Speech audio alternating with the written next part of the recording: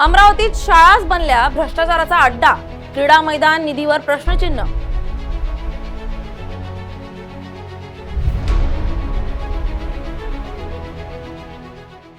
अमरावती जिल्ह्यातील भातकुली तालुक्यातील उत्तमसरा गावात ग्रामपंचायत आणि जिल्हा परिषद शाळेच्या कारभारावरून गंभीर आरोप समोर आलेत।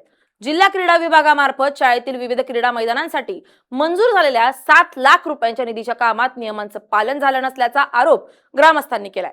पात्रता नसलेल्या ठेकेदाराला काम देण्यात आल्याचा आरोप करत सरपंच आणि मुख्याध्यापकांच्या संगनमतानं निधीची उधळपट्टी झाल्याचा दावा ग्रामस्थांनी केलाय। एलएस मराठीनं याबाबत ग्राउंड रिपोर्ट केला असून या प्रकरणातील प्रशासनाच्या चौकशी अहवालातही काही जबाबदारी निश्चित करण्यात आल्याचं समोर आलंय। उत्तमसरा जिल्हा परिषद शाळेसाठी विविध खेळांची मैदानं तयार करण्याकरता जिल्हा क्रीडा विभागाकडून 7 लाख रुपयांचा निधी मंजूर करण्यात आला होता। मात्र या कामाची प्रक्रिया, निविदा आणि पात्रतेबाबत गंभीर प्रश्न उपस्थित करत ग्रामस्थांनी प्रशासनाकडे तक्रारी केल्या। कामाची जबाबदारी असतानाही आवश्यक तांत्रिक बाबींची माहिती नसल्याचं मुख्याध्यापकांनी सांगितल्याचं एलएस मराठीच्या ग्राउंड रिपोर्टमध्ये समोर आलंय। याचबरोबर जिल्हा परिषद माध्यमिक शाळेतील शिक्षक आणि शिक्षकेतर कर्मचारी मुख्यालयी वास्तव्यास नसतानाही घरभाडं भत्ता घेत असल्याचा आरोप ग्रामस्थांनी केलाय। ग्रामसभेच्या ठरावाची नोंद ग्रामपंचायतमध्ये उपलब्ध नसतानाही या प्रकरणात आर्थिक गैरव्यवहार झाल्याचा दावा करण्यात आलाय। ग्रामस्थांनी माहितीच्या अधिकारातून कागदपत्र मिळवून प्रशासनाकडे अनेकदा निवेदनं दिली। त्यानंतर पंचायत विभागाच्या चौकशी अहवालात उत्तमसरा ग्रामपंचायतीचे सरपंच धर्मेंद्र मेहरे आणि जिल्हा परिषद माध्यमिक शाळेचे मुख्याध्यापक लोमेश खैरकर यांची जबाबदारी नमूद करण्यात आल्याचा दावा ग्रामस्थांनी केलाय। मी गेल्या 7 महिन्यापासून 8 महिन्यापासून तक्रारी टाकलेल्या आहेत पंचायत समितीला, जिल्हा परिषदला। मी वारंवार त्या ऑफिसच्या चक्रा मारल्यात, नेहमी त्याचा फॉलोअप घेतला, तरी त्याच्यावर त्या कोणत्याही प्रकारची कारवाई होत नव्हती। त्यानंतर मी एप्रिल महिन्यात अन्नत्याग उपोषण केलं की 15 वित्त आयोगात इथं ग्रामपंचायतमध्ये बऱ्याचशा गोष्टीत घोळ झालेला आहेत। मोठ्या प्रमाणात ग्रामपंचायतमध्ये भ्रष्टाचार आहेत आणि बाजूला शाळा आहे, जिल्हा परिषद माध्यमिक शाळा।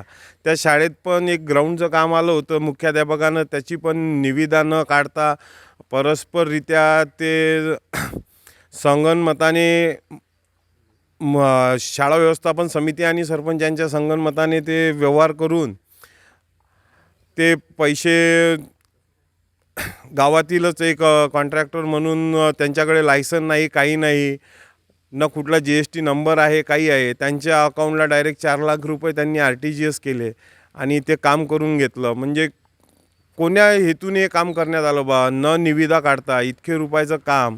आणि असं नाही की बा मुख्याध्यापकाला GR वाचता येत नाही का तेव्हातलं कळत नाही, कारण की सुशिक्षित व्यक्ती आहेत, जे विद्यार्थी घडवतात तेच जर असा भ्रष्टाचार करत असतील तर मग आपला देश घडेल कसा।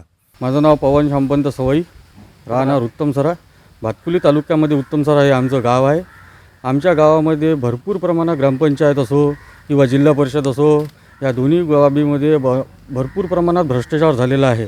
आणि हा भ्रष्टाचार प्रशासनाला आणून दाखवण्यासाठी आमच्या गावातील नागरिकांना आंदोलन करणे हा एक भाग पडलेला आहे। याच्यावर प्रशासनाने दखल घ्यावी। आता गावातील युवा पिढींना जर हे आंदोलन करून जर यांना हा भ्रष्टाचार दाखवण्यात येत आहे तर हे फार मोठी प्रशासनासाठी लाजिरवाणी गोष्ट आहे। मला असं वाटते की प्रशासनाने या गोष्टीवर लक्ष द्यावं आणि तातडीनं ज्याही प्रमाणात भ्रष्टाचार झाला आहे, जो कोणी केला आहे, यांच्यावर दोषीवर कारवाई करण्यात यावी, ही आमची प्रमुख मागणी आहे। जिल्हा क्रीडा अंतर्गत शाळेला एक विविध प्रकारचे मैदान 7 लाखाचं मंजूर झालेलं होतं आणि ठेकेदाराला ते करण्यास दिलं होतं। त्यांनी ते केलं, त्यापैकी 4 लाख आपल्याला प्राप्त होते, ते आपण संबंधित ठेकेदाराला दिले आणि अद्यापही त्यावर मधले 3 लाख अजूनही आपल्याला कार्यालयाकडून प्राप्त नाही। संबंधित ठेकेदार हा त्याच्याकडे कुठल्याच प्रकारचा ठेकेदार असल्याचा पुरावा नसून सुद्धा त्याला काम दिलं असा आरोप आहे ग्रामस्थांचा, काय सांगाल?